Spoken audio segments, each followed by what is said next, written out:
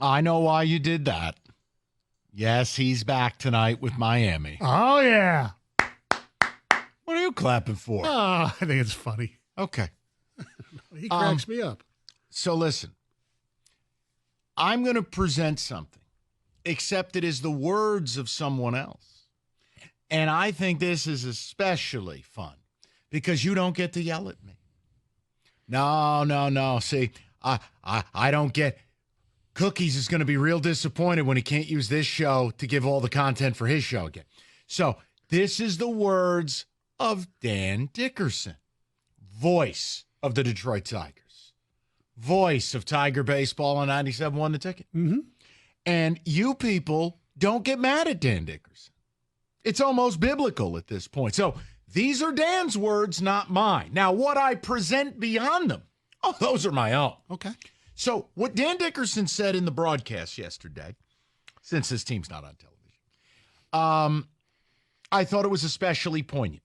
For years, we've heard about 40 games and old Sparky and 40 games. Mm-hmm. Okay. But Dan Dickerson took it a step further because Dan does a very good job with data. Dan is a very learned baseball man.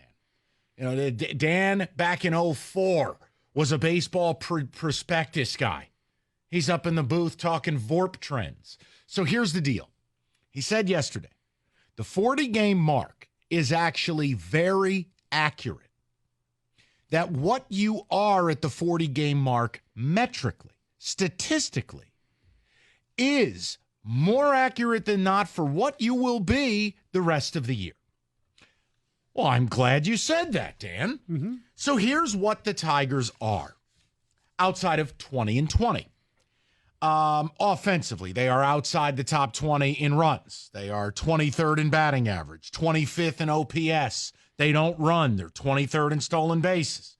Pitching, they're electric. 7th in ERA, 5th in WHIP. Mm-hmm. They've allowed the 7th fewest home runs in the league. 5th fewest walks.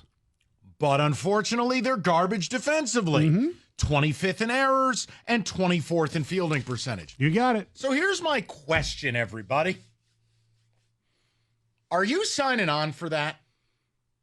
Because here's the story of if Dan Dickerson's right and this holds, they are going to be an incredibly frustrating and remarkably average baseball team.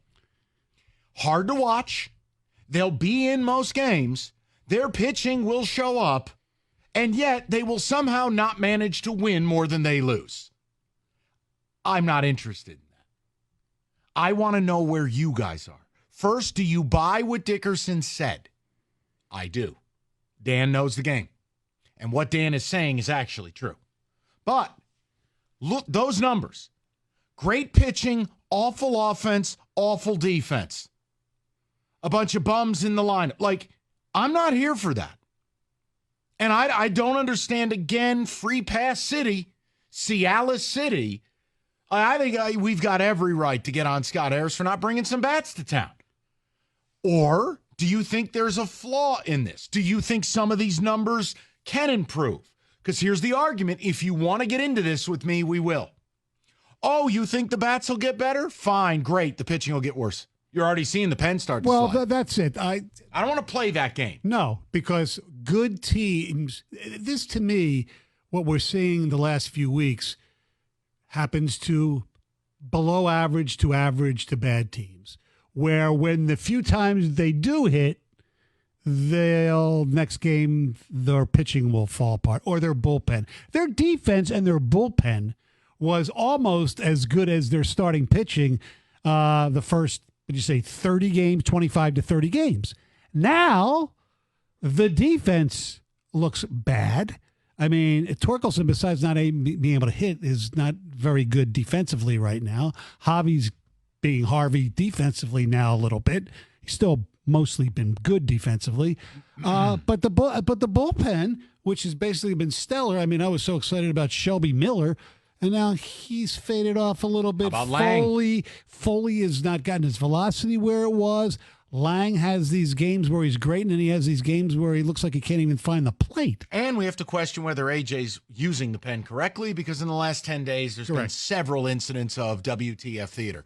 So I want to throw the number out, because Tony's got a different angle on this deal. And I think Stoney's proving my point that, look, I'm not signing up for this. I don't believe it's a good product. I don't believe that this is worth my time. Now, I'll watch it because I have to, and that's fine. Mm-hmm. But I don't want to watch a team that can't hit and can't field. Oh, but their pitching's good. Great. So every game is Friday night, and you got to sneak out 2-1, and then you don't. I'm not interested. I want to know where you guys are at. Do you believe what Dan Dickerson said on the broadcast yesterday is true? They're 20-20 at the 40-game mark. Here's the data. This is what they're going to be. Mm-hmm. Or do you think there's a different story to tell? 248-539-9797. Now, you have something different. Yeah, because I don't work every day anymore, I'm not compelled by work to actually watch every Tiger game. But how much are you watching? How much am I watching since the Bally's Comcast? Now, if Bally's Comcast thing did not occur, I would watch it, flip it back and forth between the hockey and the basketball games. I would. I'd watch it a little bit. But if it was a day game and I was home doing nothing, I'd watch. But you're not watching at all. I have watched maybe, and only because it was on in the restaurant where we were at Saturday night. Oh, my. Maybe one inning since this has happened, because I'm not spending $25 for an app that doesn't work. Uh-oh. I'm not switching. What about the British Basketball League? I'm not switching from where I am right now with Xfinity Comcast to something else. I'm not going to switch right now. Especially because the product is not great. If this team was a winning team, that's something else. Either that or I would find somewhere, go to a bar every night and watch the games. I ain't doing it. When hockey season starts and this thing is not resolved, that could be a different story. But right now, it's just not entertaining. I'll watch the playoff games and the other sports. I will follow along with my phone or sometimes with the Odyssey app and listen to Double D and Bobby Scales and Andy Dirks. By the way, Andy Dirks, I wish could do it every game. No offense to Bobby Scales. I think Andy Dirks is really good. I'm not going to do it. It's not worth the investment, both financially, even if it's, $25 a month. It's not a lot of money, but it's just not worth it. No, it's not the money. You don't want to watch them. No, they're boring. They're dull. Maybe the question is this then, David. Look, I'll stick with my Dan Dickerson topic here. But maybe the other thing to get people involved is, are you Stoney? Not in the essence that you linger at the office and say offensive things. Right. In that you're done. That until this team is back on TV, you're not going to watch. Yeah. I wonder how many people are Stoney. I do.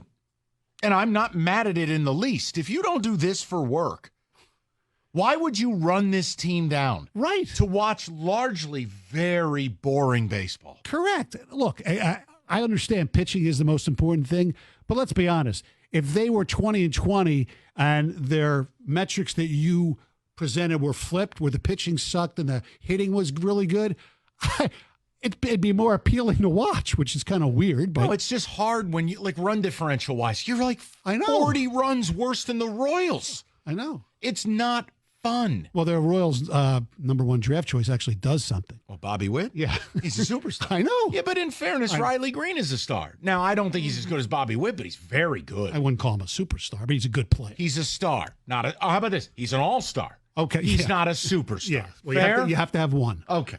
And please, when you're down 8-9-0 and the other guy's offering you a room service fastball, please don't call in asking me to jump out of a cake because Torque finally hit a home run. Okay. Let me present one thing for you in Torque positivity. Oh, let's hear it. And this is by Evan Woodbury, who covers the Tigers for M Live. I'll give him credit.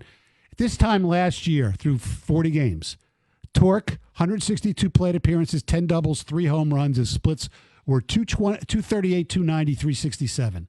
This year, 2 more plate appearances, 13 doubles, 1 home run, 224, 294, 333. They're exactly pretty much on pace of where he was last year. Last year, he finished with 30 home runs. So if we're going to use the 40-game mark as a barometer, that means Torque's going to hit 29 more home runs. I hope so. Listen, I don't buy it from watching him swing, but the one thing you don't get to bring to my doorstep is I'm not the one trying to send him down. No, I know. I've told you. I know. You got to play him, and agree. he's either playing his way into stardom or out of baseball. There's nowhere for him to go. Going to AAA and killing AAA pitching, he was a college-age bat who came in. He's just got to work through it. Yeah. But the other guy, did you see the Colt Keith quote? No. Kind of complaining about the ballpark a little bit. Like, oh, that ball would have been out of the stadium in Toledo. Well, you're not in Toledo. Colt Keith's complaining about the ballpark? I took Colt it as, Keith is complaining about the ballpark. I took it in as his a first complaint. year? I took it as a complaint. Maybe it's not a complaint, but he was basically like, bro, that ball would have been over the moon in Erie. Well, you're not in Erie. Great. Just find some grass that the ball can drop in. Right. Hit 40 doubles. We'll worry about 40 homers later. Would he like to play in the dimensions at Toledo? Would he like to? I'm offering it to you that if you wanted to send Keith down, I could make the case to do it. Yes. Parker Meadows I've talked about. I have not done the Torque thing. There's no more room at the inn for Torque. No. You play your way in or you play your way out of this sport. That's it. He is on a 7-game hitting streak. Great. Only 42 more to go for DiMaggio. 2485 49. But whatever. That's okay. 2485. And it was before I was born, smartasses. I remember when Joe had 55. Stoney had season tickets at Briggs Stadium. 248-539-97. Before Connie Mack, it was Shibe Park. So, you can talk about this idea that at the 40-game mark, do you believe this is who this team is? And are you is Stoney all of you? You're not going to chase this team down. That they were taken off your television and you're just, whatever, I'll go on with my summer. 248-539-9797, 97.1.